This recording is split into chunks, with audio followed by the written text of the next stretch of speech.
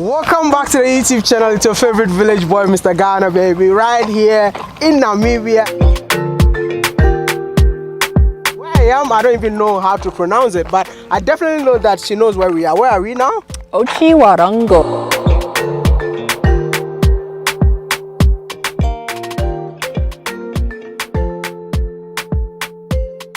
Do you know her? Like, seriously, I can't believe that I'm meeting you. Oh, okay. If you're talking about the pioneers between moving to Africa, I think you are the one who started it. Oh, thank you. No, don't act as if you don't know, because I used to watch you 6 years ago, way back in China. I mean, I was looking for Africans born in America, moving back to the continent, and you are the only person that I found on the internet. Wow. And then I think after 4 years, I also found the traveling sister in Tanzania. Yeah. How many years now? I've been in Namibia since December of 2010. So 12 years Yeah. in Africa. So I guess now you're Namibian. just about, yeah. You know, I married a Namibian. You know, I've birthed Namibians. So. Yeah, married in Namibia. Yeah. I really wanted to know what brought you to Africa in the first place. Right. I wanted to experience life on the continent of my ancestors. Literally, that's what brought me here. Before I moved to Namibia, I spent some time living in Barbados, in the Caribbean, which is where my mother's side of the family is from.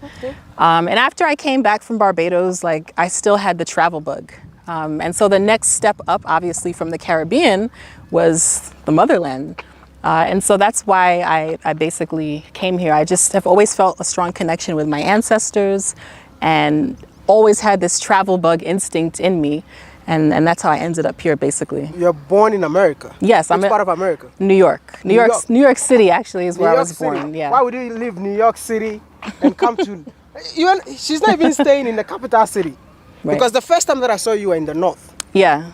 When I first moved here, I lived in northern Namibia, close to the border of Namibia and Angola, which I understand you will be visiting soon. You'll see it's drastically different than even here, and definitely different than the capital city. So I've lived in the north, and then I've also lived in the capital city, which is Windhoek. And now I live in Otjiwarongo, which is about 2.5 hours north of Windhoek. But I love your village videos, though. Your morning routine in the village. You see, like, I used to watch you way back. So let me know. You've been living here for 12 good years. How is life in here? You know, it's when I first moved here, I was on a high, of just, being in another country. But the truth is, I think no matter how excited you are to live abroad, at some point, just the realities and the ups and downs of living in another country, on another continent set in. And that's just the reality of living, in another country. It's not always easy. It's constant cultural adjustment. From, just especially coming from New York City and living here, there's a big difference, obviously. So in general, how is life though? Life is up and down, so I go through highs and I go through lows, it can be challenging, especially raising kids, in a completely different society where just there isn't as much available, for example, like in my town. And so I had to really adjust my expectations of like what motherhood would be like. For example, like there aren't many playgrounds, for example, in my town. That's just something simple that I would like to have my son, take my son to or whatever. So, but overall, I would say life in Namibia has been just like a beautiful surprise. I never, as a child at least, thought that I would be living in Africa. I'm the first person in my family to do this. And so although it comes with challenges, it's an opportunity that I really have to try not to take for granted because so many African Americans don't have this experience. And so even in my most challenging moments, I am thankful, I am grateful for this opportunity. And it's always a learning experience, constantly. And so I would say, yeah, it's a learning experience. It's brought me a whole Namibian family.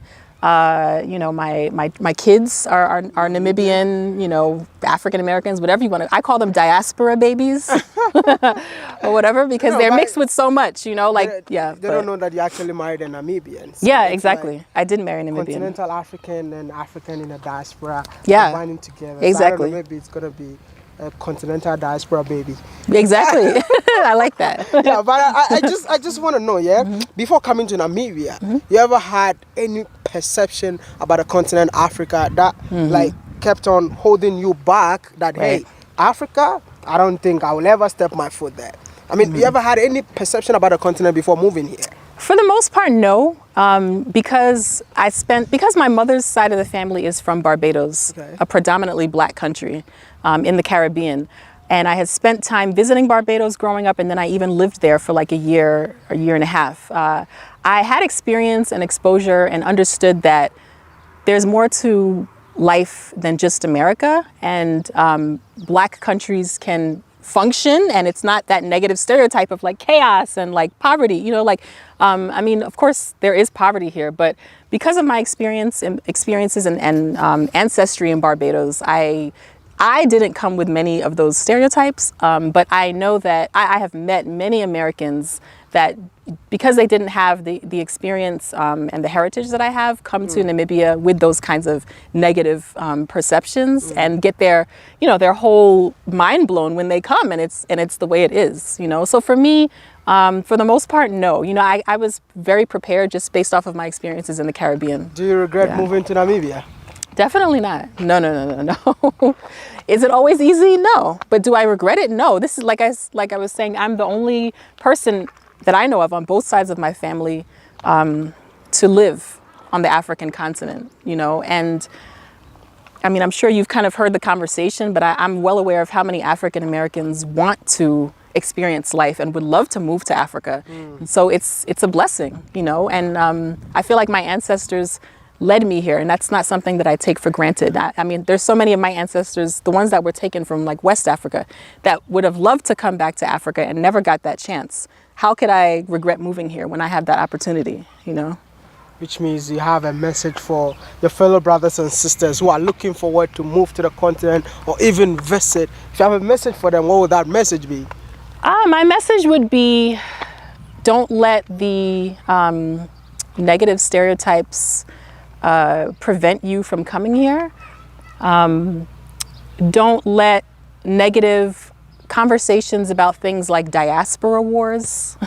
I don't know if you hear about those, you know, just these like contentious conversations and debate on the internet between like Africans and African Americans and Black Britons and West Indians in the Caribbean. Like, don't fall hype to that sort of negative energy. Those conversations can be had, but there's a lot of negativity attached to those conversations. And you'll see people say things like, oh, like Africans don't want us there. That's not true, you know? And so don't fall victim to a lot of this internet conversation. Come and see for yourself. Talk to people for yourself, you know, because there are a gazillion people on the African continent.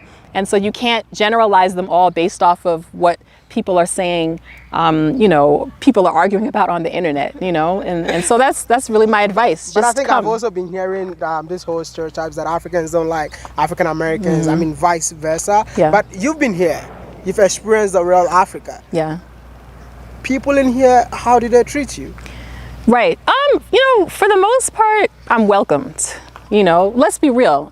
I'm not for everyone. Not everyone is going to like me. Exactly. That's a fact, and that's not exclusive to Namibia. You know, that's something that that I experience in America. You know, so but for the most part, I've been really welcomed warmly. My mother-in-law, her English is not great, and yet we have an amazing bond. She is a phenomenal woman. You know, and even though I grew up so vastly different.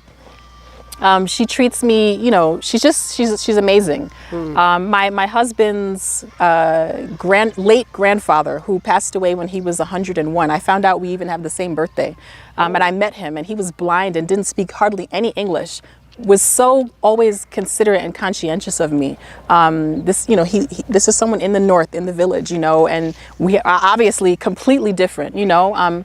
And so, and then even like people recognize me from my YouTube channel, Namibians, all the time, and they're always like just coming up to me and introducing themselves. Really, really nice people, you know. So for the most part, I've been, you know, really welcomed, and thank you, Namibia, you know, really well, honestly. Thank you, Namibia, for welcoming our sister from the diaspora. But no, I mean, I always say you're just an African born in America. That's right. Thank you. Welcome back to the motherland. Thank you. I appreciate it. But I want to know. We're probably cousins, honestly. Exactly. Coming from Ghana. From Ghana. Yeah, exactly. Have you ever been to Ghana, though? No, but I want to. Yeah, I really invite you to Ghana. Definitely. When do you want to come? As soon as COVID is past. No, I want to buy you a ticket to Ghana. Okay. Runway ticket. Are you serious? No, you must be balling. No, hands down. I want to buy you a runway ticket. Okay. You have no idea, like how I cherish you. I cherish you so much. Thank you. Like, no, like to be honest, like I was watching you way back in China. Okay. And I'm like, when will I get a chance to meet you? Because I feel like you started a whole revolution that people are not even giving you the credit. Thank you. That coming from you, like I told him earlier, coming from him, that means a lot because he's doing the damn thing. Trailblazing, listen, the pioneer. For me, I'm just a messenger. But for her, she started it. She started it. Like, yo, you all should give her the credit. Thank you. Can we all give her a round of applause in the comment section? Thank you. And let us know why you started your YouTube channel in the first place. Yeah, I started my YouTube channel because, like you, as I was preparing to move here, I started Googling and researching, like, what is life in Namibia like? What is life in Africa like? But specifically for a Black foreigner. And I wasn't finding that information. All of the content was from white foreigners. Exactly. You know, that was the thing. Yeah, all of the blogs, and there wasn't that much in terms of YouTubers back then in 2010, but all of the content was from white foreigners, which I found incredibly frustrating because I knew that their experience in Africa would be vastly different from mine as someone of African descent, you know? And so I started to just chronicle my experience right before I moved here and then when I got here. And I just started, you know, just blogging and sharing my experience and wanting to fill that gap, that void. And so when it just started to take off, people found it, you know, really interesting. Particularly Black people obviously found it interesting. And then I started, from YouTubing my own experiences, I started connecting with other African Americans that were living on the continent. And I started interviewing them. And I also have my website. And so I started publishing interviews with other African Americans that were living around the continent so that I could provide a much more, you know, well-rounded perspective, not just Namibia, but also what is it like for others, you know? And so that's, you know, just trying to fill a void that was direly needed, you know, basically is why I started. And you completely vanished. It's been a year. Like, I was sending you messages like, I'm coming to Namibia, no response. And then I had to look for you. I had to contact so many people. And finally, they got me your contact. Okay. And I'm like, okay, I made it. Wherever she is, I need to find her. Yeah. So, why are you coming back anytime soon? I am. Okay, I have a big announcement. You know what it is. No, I don't know, unless you tell me. You saw what it is. I didn't see anything. I didn't say anything. I was going to save it for my channel to tell them. Tell them. Nah, you're trying to exploit my situation. I have no idea what she's talking about. Well, okay, no, I just gave birth in January 25th, to my second child. Wow. Who you guys will meet. I guess on her channel. Yeah, you know how we do it. It's by force. Yeah. See, you guys very pushy. Go to her YouTube channel and go and subscribe. She's the pioneer of Africans in America moving to Africa. No one will take that from you. Thank you. Wow, that's really nice. I have to patent that because we need to let the world know that you are the one. That's really decent. In 2010, I think in 2010, I was in Ghana that time. Right. I went to China in 2013, so I discovered you 5 years ago. Right. And I can't believe I'm here with you. Thank you. I mean, you've inspired so many people. I think I even had a comment from one guy called Veins of Africa. He's like, Maya, don't leave Namibia without looking for her. Thank you. Thank you. I had to look for you. So I just want to say you're an inspiration. Please let me get you a ticket to Ghana, in and out, accommodation. If you're serious, okay. No. You really must be balling if you can make that. No. I just want to tell you that I want to do that for you. Are you serious? I'm still. What? I'm not joking. If I you don't wanna believe go- it. No, if you want to go to Ghana, just let me know. We'll Okay. just sign right now. Just Thank get a you. ticket to Ghana. That's really In and amazing. out. Because they After say COVID. exactly. They say most of the slaves that were taken to Barbados came from Ghana. And so So that's you why. just have yeah. to visit Ghana. Definitely. Because I feel like Namibia is not.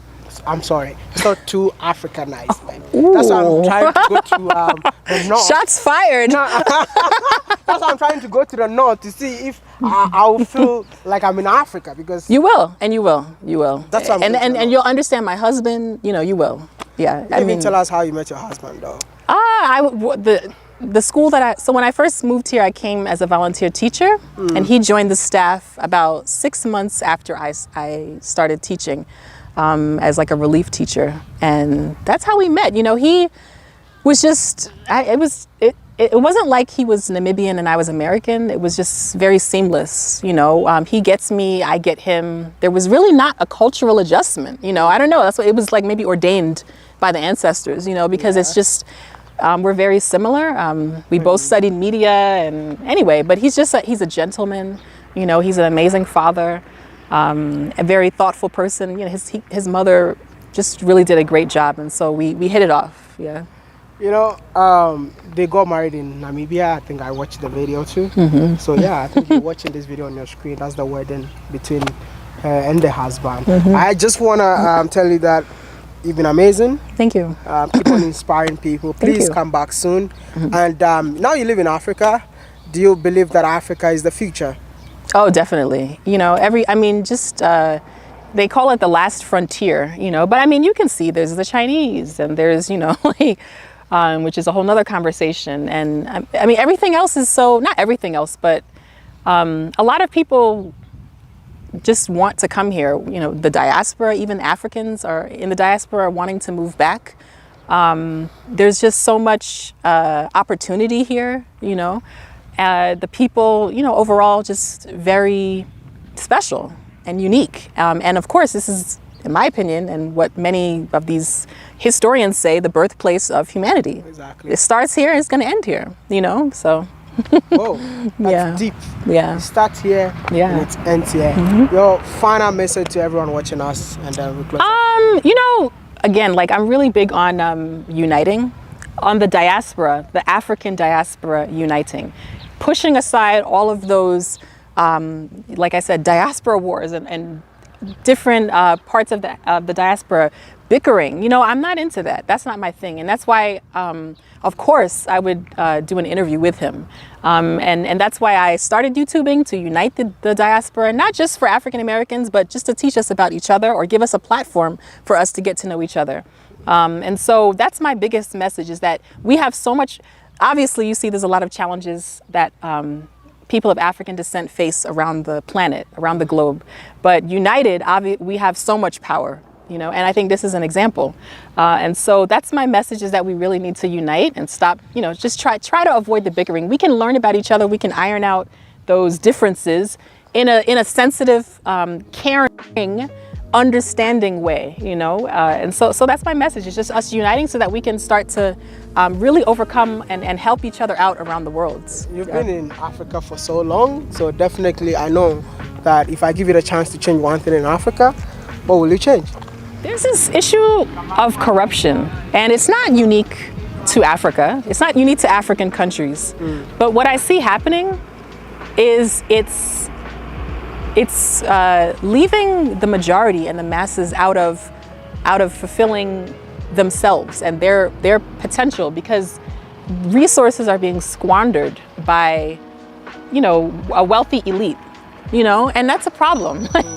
Yeah, that's not unique to Africa, but I just can see a lot of potential being squandered, and a lot of people, a lot of Africans being left behind.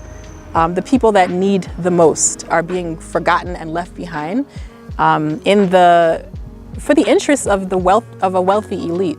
And that to me is disappointing, because I did come here with this perception of, like, Africans, Black people looking out for each other, and with a lot of corruption comes a lot of Black people just looking out for themselves and not for, those back home or whoever. So that's something I would change. I want to say thank you so much for talking to me. And I really appreciate your time. Thank you so Keep much. up the good work. Thank you. I would give you a hug, but you know, no. we can't do that. Not now. Yeah.